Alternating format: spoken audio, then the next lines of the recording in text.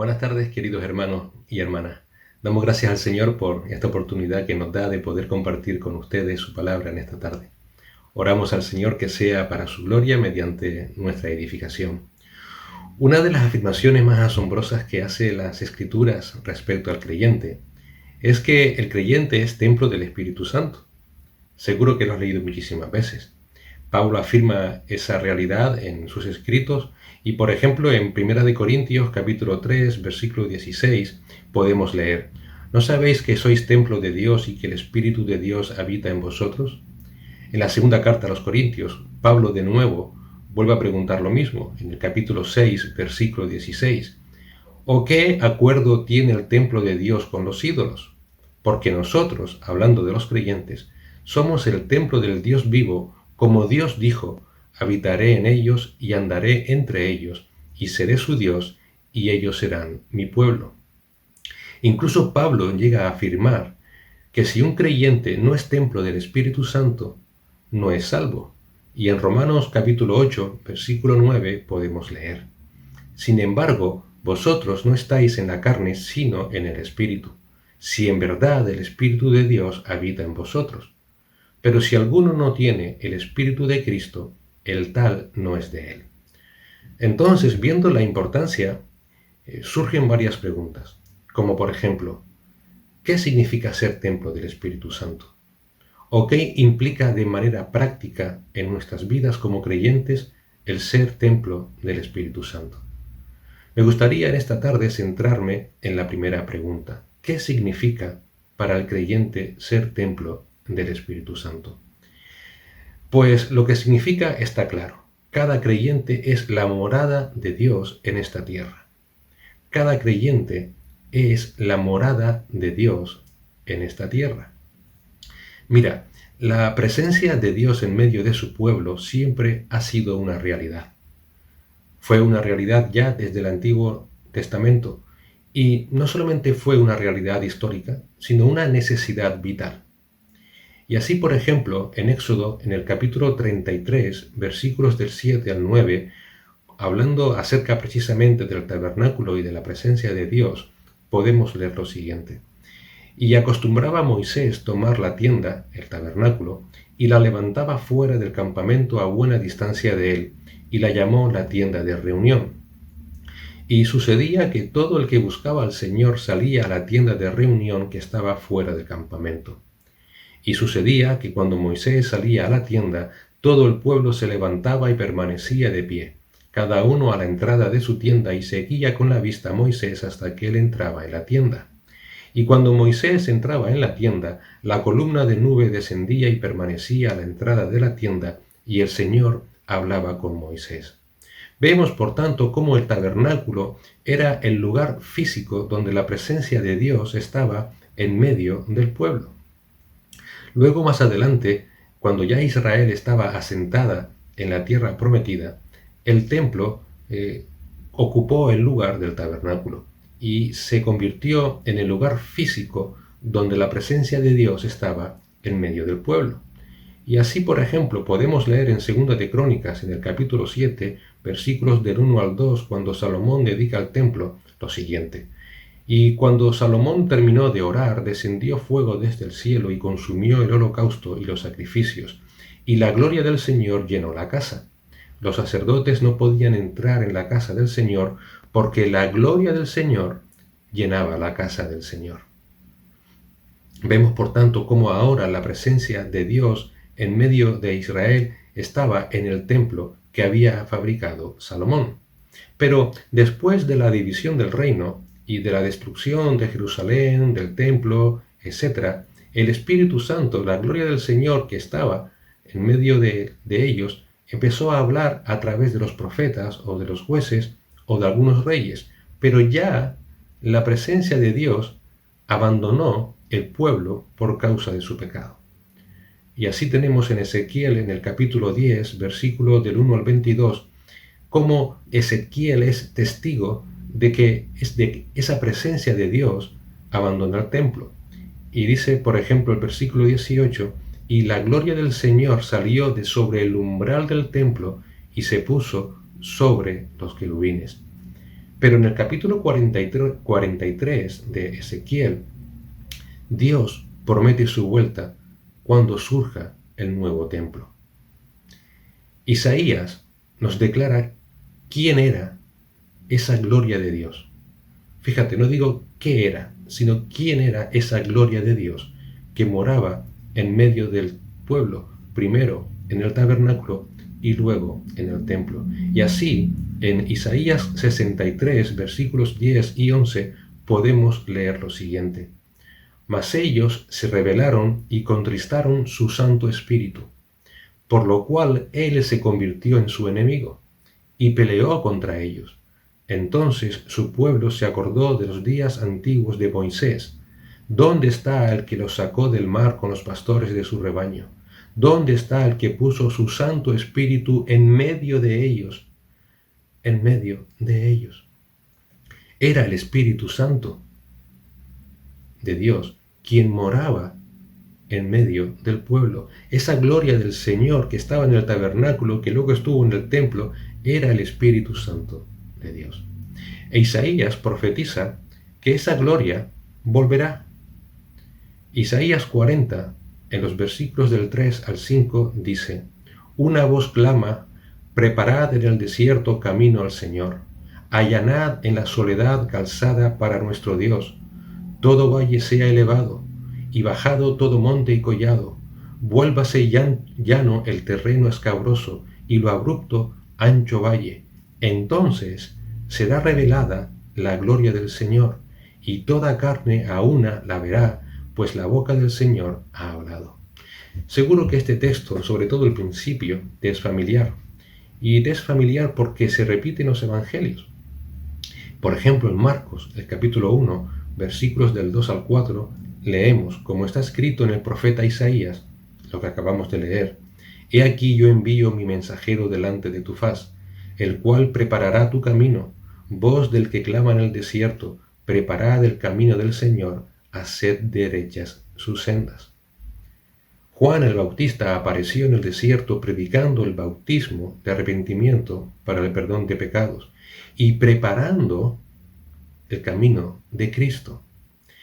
Así que esas profecías anunciaban el nacimiento de Cristo y anunciaban su ministerio redentor. Anunciaban, por tanto, la vuelta de la gloria del Señor en medio de su pueblo. Y eso se cumplió cuando vino Jesucristo, Dios hecho hombre. Cristo es, por tanto, esa gloria prometida que volvería. Pero todos sabemos que Cristo volvió en carne humana. Y que, como dice Pablo en Filipenses 2, Él se despojó del uso individual de sus poderes como Dios y dependió en todo del Espíritu Santo para llevar a cabo su ministerio. Y así, mediante el poder del Espíritu Santo, Cristo, por ejemplo, fue concebido. En Lucas 1, del 31 al 35, leemos: Y he aquí concebirás en tu seno y darás a luz un hijo y le pondrás por nombre Jesús.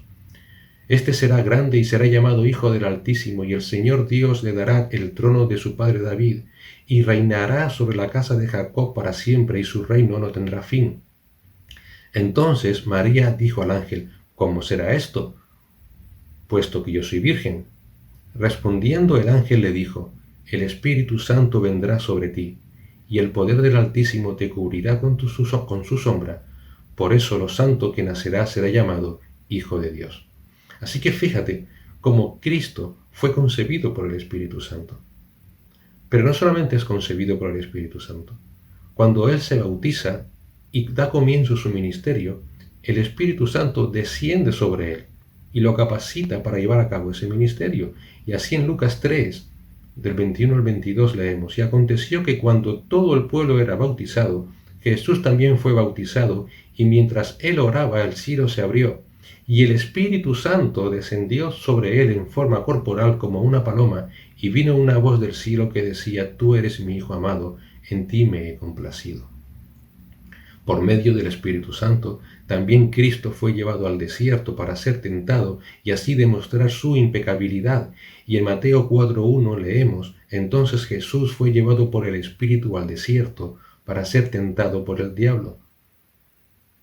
Por el Espíritu Santo fue llevado al desierto. y también por medio del Espíritu Santo Cristo llevó a cabo todo su ministerio. Y en Hechos de los Apóstoles, en el capítulo 10, versículo 38, leemos: Vosotros sabéis cómo Dios ungió a Jesús de Nazaret con el Espíritu Santo y con poder, el cual anduvo haciendo bien y sanando a todos los oprimidos por el diablo, porque Dios estaba con él. Ese mismo Espíritu fue quien lo fortaleció durante su sufrimiento y su muerte.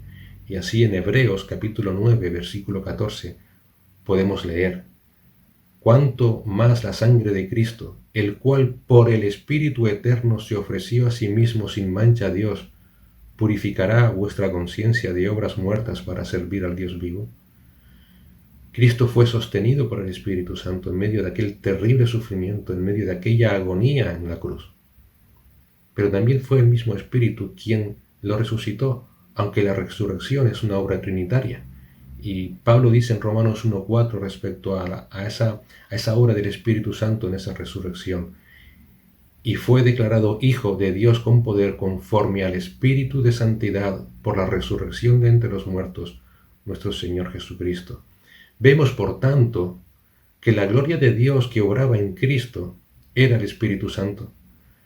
Es la misma gloria, por tanto, que estuvo en el tabernáculo o en el templo, y que Ezequiel vio marcharse, pero que también luego profetizó su vuelta, porque iba a morar en Cristo.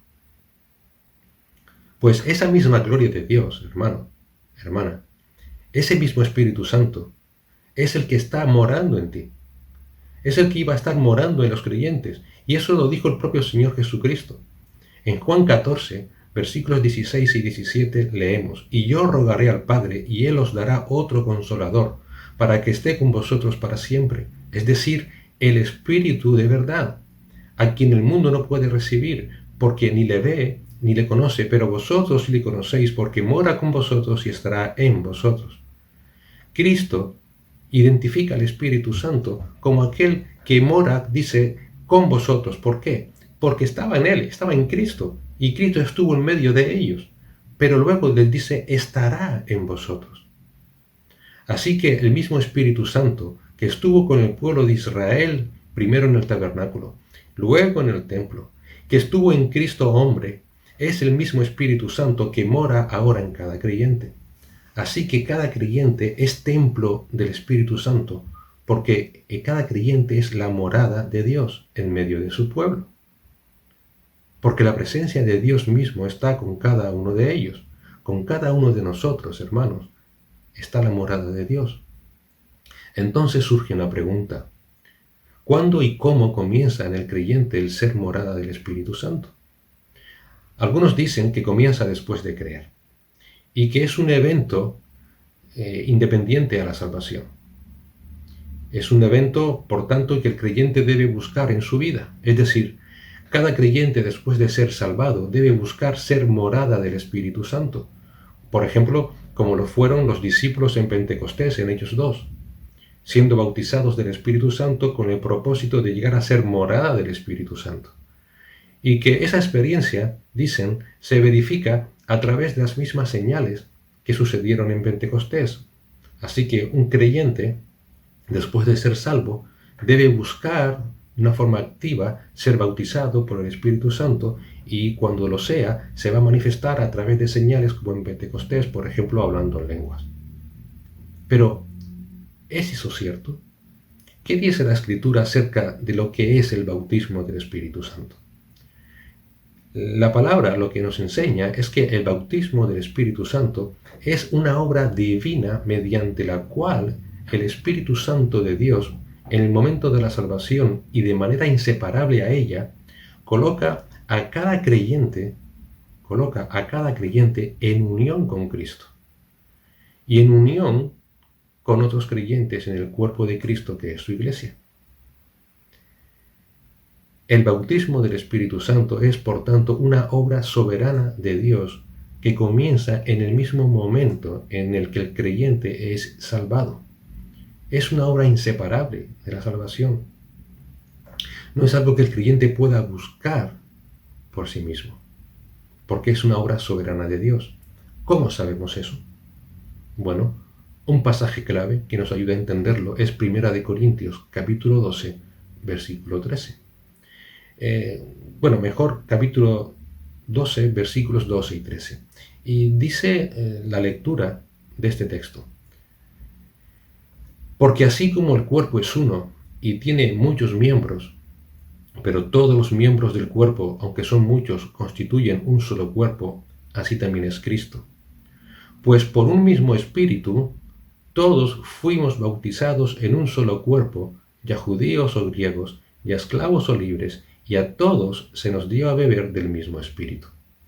Fíjate, Pablo aquí está diciendo que por un mismo espíritu fuimos todos bautizados. Y de esta frase podemos sacar varias enseñanzas importantes para entender qué es el bautismo del Espíritu Santo. Primero, el bautismo del Espíritu Santo es un evento único y soberano producido por Dios en la salvación, en todo creyente. Por tanto, no es un evento que sea posterior a la salvación, ni se puede buscar por los creyentes. Es una obra soberana de Dios. Fíjate, Pablo usa el verbo en pasivo y en pasado fuimos. Eso lo que indica, por un lado, es que el creyente no puede buscar ser bautizado, sino que es bautizado por el Espíritu Santo. Además, el tiempo verbal transmite la idea de que es un evento que sucede en un momento determinado de la vida del creyente y sucede de una manera completa y definitiva. Si además vemos lo que el apóstol Pablo dice, por ejemplo, en Romanos capítulo 6, versículo 7, o en Gálatas 3:27, donde se nos dice que sin el bautismo del Espíritu nadie ha sido libertado del pecado, o que sin el bautismo del Espíritu nadie ha sido revestido de Cristo, entonces se puede afirmar que el bautismo del Espíritu Santo no es una experiencia independiente de la salvación, sino un evento único, y esto muy importante, y soberano de Dios, que sucede cuando el creyente es salvado por gracia por medio de la fe. Segundo, Pablo dice que fuimos todos. Es por tanto un bautismo que es para todos los creyentes. Hoy día se dice que solamente algunos iluminados son los que son bautizados o llenos del Espíritu Santo. Pero dice Pablo, fuimos todos. Por tanto, no es una experiencia especial solo para algunos. Si eres salvo, necesariamente has sido bautizado por el Espíritu Santo. Ya eres morada del Espíritu Santo. Ese bautismo del Espíritu Santo comenzó históricamente en el día de Pentecostés, en Hechos 2, del 1 al 4. Y que se caracteriza porque ahora, desde ese momento, todo creyente del Nuevo Testamento es morada permanente del Espíritu Santo. La iglesia comenzó aquel día de Hechos 2, del 1 al 4. Por tanto, desde ese día, mediante el bautismo del Espíritu Santo, que viene junto con la salvación, el Espíritu Santo añade a cada creyente a la iglesia de Cristo, es decir, une a los creyentes unos con otros y con Cristo. Por otro lado, hay que entender que el bautismo del Espíritu Santo no es un evento emocional. Desgraciadamente, muchos creyentes evangélicos piensan que el ser bautizado con el Espíritu Santo necesariamente es algo emocional, donde de repente esa persona empieza a hablar en lenguas o empieza a hacer milagros o algún tipo. No. A veces confundimos los términos y pensamos que un evento único, exclusivo, que sucedió en Pentecostés es algo que es normativo para toda la iglesia. Hay que entender que el bautismo del Espíritu Santo no es algo emocional, sino posicional. Pablo en Gálatas, en el capítulo 3, versículo del 27 al 28, habla de que todos los creyentes han sido bautizados en Cristo. Por tanto, ahora el creyente que ha sido salvado y que ha sido bautizado por el Espíritu Santo es uno con Cristo posicionalmente. Esa es la idea. Ahora todos los méritos de Cristo pertenecen al creyente y que el pecado del creyente ha sido castigado en Cristo, siendo así, por tanto, capacitado para vivir en santidad. En Romanos, en el capítulo 6, en versículos del 1 al 4, Pablo describe esa posición del creyente por medio del bautismo del Espíritu Santo. ¿Qué pues diremos? ¿Perseveraremos en el pecado para que la gracia abunde? En ninguna manera, porque los que hemos muerto al pecado, ¿cómo viviremos aún en él? ¿O no sabéis que todos los que hemos sido bautizados en Cristo Jesús hemos sido bautizados en su muerte? Porque somos sepultados juntamente con él para muerte por el bautismo, a fin de que como Cristo resucitó de los muertos por la gloria del Padre, así también nosotros andemos en vida nueva. En conclusión, ser templo del Espíritu Santo significa que la presencia de Dios hoy en medio de su pueblo está en cada creyente, está en ti y está en mí. ¿Por qué? Porque el creyente es morada, es templo del Espíritu Santo. Esa morada comienza en el mismo instante en que fuiste regenerado, salvado y bautizado por el Espíritu Santo. Y ahora mediante ese bautismo, esa obra del Espíritu Santo, cada creyente es uno con Cristo y todos los méritos de Cristo son atribuidos al creyente. Y todo el pecado del creyente es atribuido a Cristo. Y así el creyente no solamente es uno con Cristo, sino también uno con su iglesia.